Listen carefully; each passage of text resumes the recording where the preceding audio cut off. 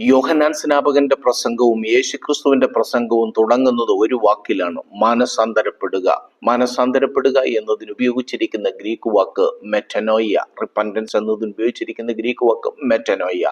Meta എന്ന് പറയുന്ന Greek വാക്കും നോയ്യ എന്ന് പറയുന്ന ഗ്രീക്ക് വാക്കും ചേർന്നതാണിത്. മെറ്റ എന്ന് പറഞ്ഞാൽ മാറ്റം, ചേഞ്ച്. നോയ്യ എന്ന് പറഞ്ഞാൽ മനസ്സ്.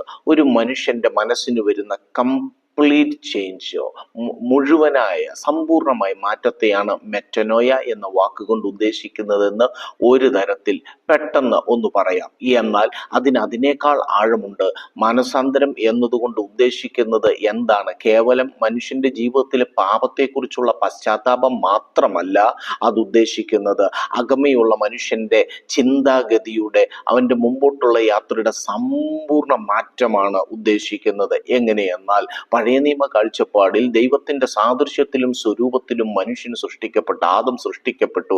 പുതിയ നിയമ കാഴ്ചപ്പാടിൽ ദൈവത്തിന്റെ സാദൃശ്യത്തിലും സ്വരൂപത്തിലും സൃഷ്ടിക്കപ്പെട്ട ഒരേ ഒരു മനുഷ്യൻ എന്ന് പറയുന്നത് പാപമില്ലാതെ ജനിച്ച, പാപമില്ലാതെ ജീവിച്ച, പാപത്തിനു വേണ്ടി മരിച്ച നമ്മുടെ കർത്താവായ യേശു ക്രിസ്തുവാകുന്നു.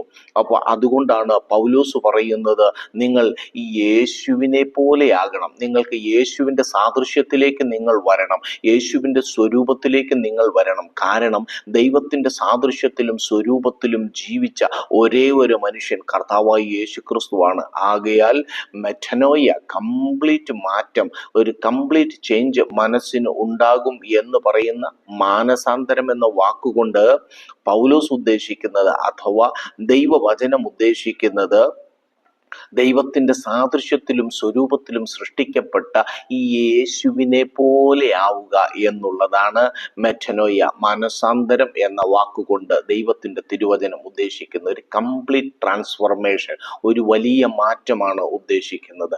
ആ അർത്ഥത്തിൽ നോക്കിയാൽ നാം യഥാർത്ഥത്തിൽ മാനസാന്തരപ്പെട്ടവരാണോ?